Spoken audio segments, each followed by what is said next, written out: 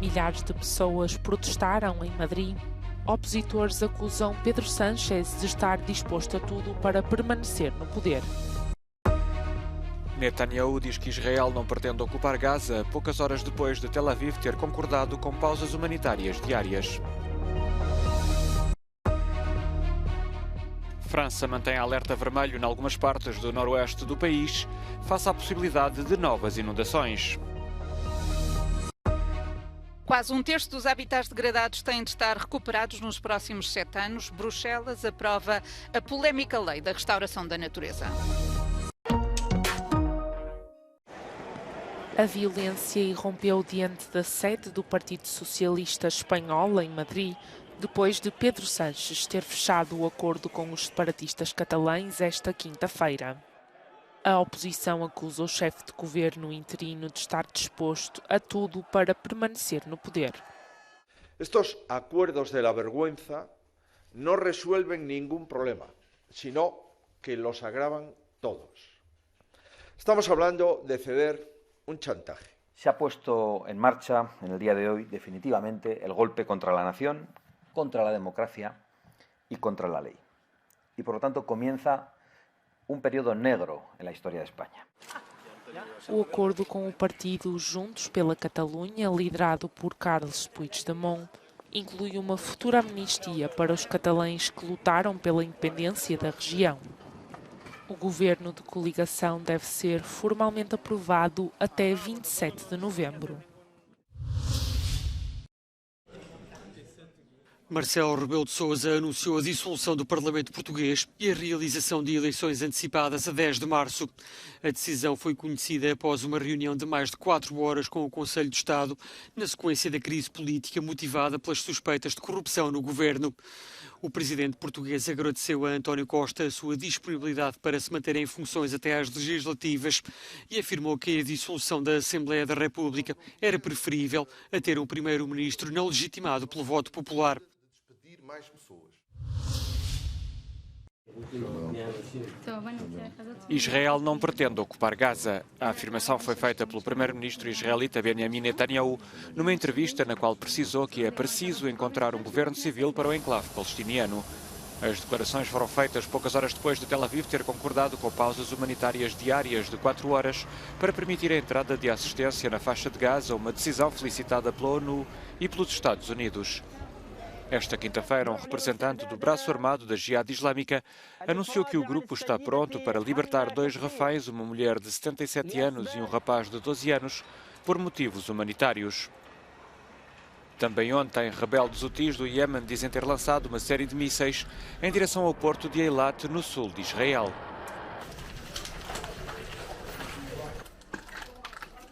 Eco da guerra na faixa de Gaza, a situação está cada vez mais tensa na Cisjordânia.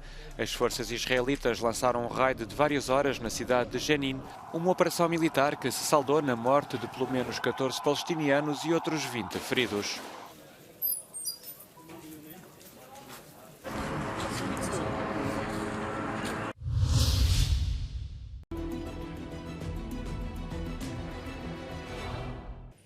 Israeli forces are fighting Hamas militants in the north of the Gaza Strip, supporting the Institute for the Study of War's previous assessment that Hamas is waging its main effort in the Gaza city rather than the northern Gaza Strip. The think tank adds this is consistent with Hamas' intent to fight, quote, a long war to force Israel into ceasefire. The ADF said in a statement that its soldiers took control of a Hamas military stronghold in northern Gaza while continuing the clearing operations in Beit Hanun in the northeast and operations around Al-Shati refugee camp here in this area. According to Reuters, Gaza residents said that Israeli troops are inching their way closer to Al-Shifa Hospital, Gaza's biggest health facility, where Israel believes Hamas has a command center. Mais de 20.000 caminhões estavam bloqueados na fronteira entre a Ucrânia e a Polónia esta quinta-feira. Bloqueio que se deve a um outro, o de camionistas polacos descontentes com o que consideram ser concorrência desleal. Para os camionistas ucranianos é um pesadelo. Взяли з дому їсти та й маємо. Можемо зварити там, в кого в балоні, в кого немає, то так, сухом'ятку. Як бачите, канава, тільки поле, туалету немає, нічого немає. Йдемо на кордон, спитаємось, що поляки тут. Може вони нам заплатять, налоги за нас будуть платити, родини наші будуть кормити. Може у них є якась інформація. Várias dezenas de empresas de transporte polacas começaram a bloquear 3 pontos de passagem entre os dois países na segunda-feira. Exigem, nomeadamente, a reposição da necessidade de autorizações de entrada aos operadores ucranianos para reduzir o número de caminhões.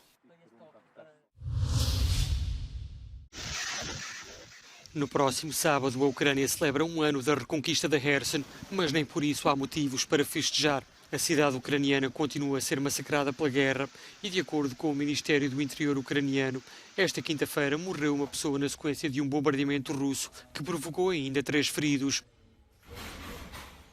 O dia a dia em Kherson é perigoso e, no meio da desolação, as crianças dão provas de uma enorme resiliência. Боюсь иногда. На улице, если только бахнуло сильно, то я хочу в дом. Так что я на улицу почти не выхожу. Может только погулять с подругой. А так не выхожу. Anastasia é uma das crianças que ficou na cidade. Muitas beneficiaram de um programa de proteção para partir em busca de segurança, mas nem todas as famílias aceitaram a separação. Lyubov Sitnikova resistiu até onde foi possível. O bombardeamento que matou o neto de 6 anos foi a gota de água que levou a família a partir para Mykolaiv à procura de paz. Після такого горя ми не змогли більше. Ми тоді всі, ще один син в мене тут так само з дитинкою виїхав. Ці виїхали, донька в мене виїхала. У мене 4 зяті воюють і 5-й син в полоні. Kherson foi a única grande cidade ucraniana a cair nas mãos dos russos e a região foi anexada ilegalmente pelo Kremlin. O domínio russo acabou a 11 de novembro do ano passado, mas a paz na cidade continua a ser apenas um sonho.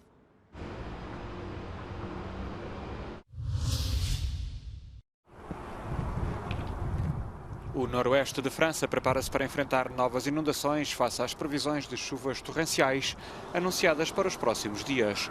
Da Normandia a Pas-de-Calais, várias localidades continuam invadidas pelas águas na sequência da passagem recente da tempestade Ciarán. Vários departamentos franceses mantêm-se em alerta vermelho com precipitações anunciadas de até 90 mm por hora. Equipas de emergência têm estado a reforçar represas e evacuaram algumas comunidades por precaução.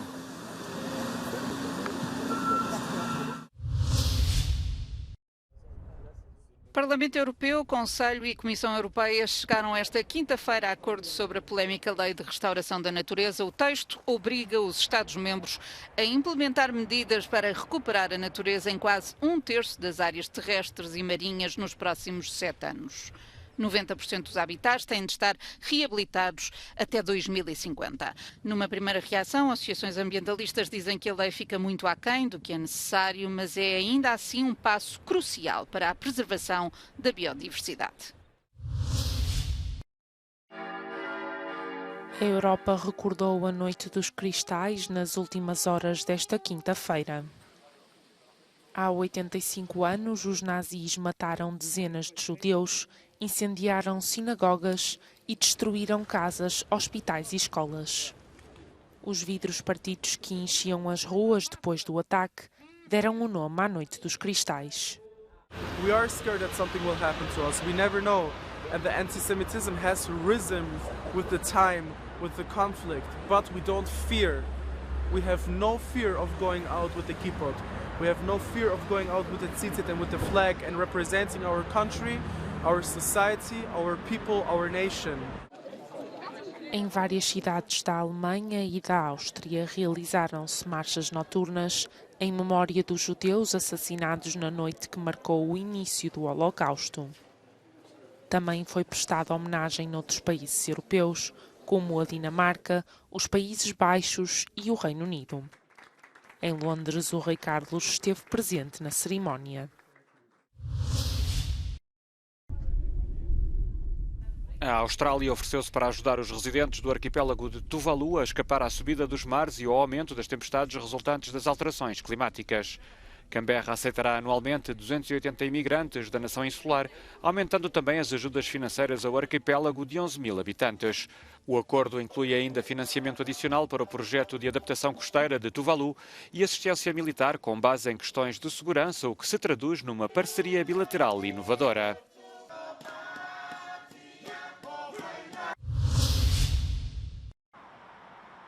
Os Estados Unidos aprovaram a primeira vacina contra o chikungunya, desenvolvida pelo grupo europeu Valneva.